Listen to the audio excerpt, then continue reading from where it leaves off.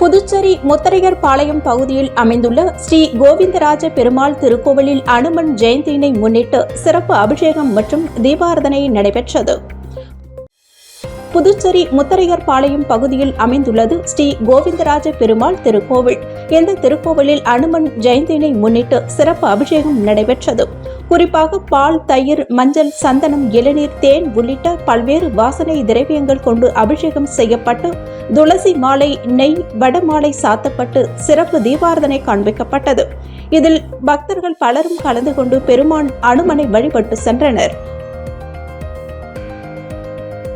புதுச்சேரியில் 3 பேரிடம் 1,63,000 ரூபாய் மோசடி செய்த மர்ம கும்பலை காவல்துறையினர் தேடி வருகின்றனர்.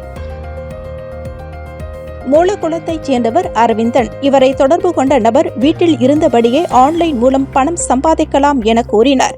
அதை நம்பி பல்வேறு தவணைகளில் மொத்தமாக 90,000 பணத்தை அனுப்பியுள்ளார். அந்த நபர் கொடுக்கப்பட்ட பணியினை செய்து முடித்தார். அவர் சம்பாதித்த பணத்தை எடுக்க முடியாமலும் மர்ம நபரை தொடர்பு கொள்ள முடியாமலும் போனதால் ஏமாற்றப்பட்டது தெரியவந்தது. புதுசாரத்தைச் சேர்ந்த ரூபலிங்கம் ஆன்லைன் மூலம் பணம் வாங்கி அதை வட்டியுடன் கட்டியுள்ளார்.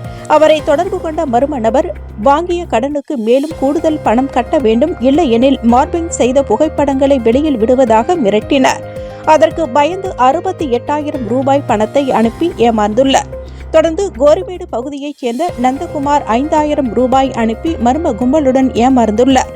இதுகுறித்து 3 பேர் கொடுத்த புகாரின் பேரில் சைபர் கிரைம் காவல்துறையினர் வழக்கு பதிவு செய்து மர்ம கும்பலை தேடி வருகின்றனர்.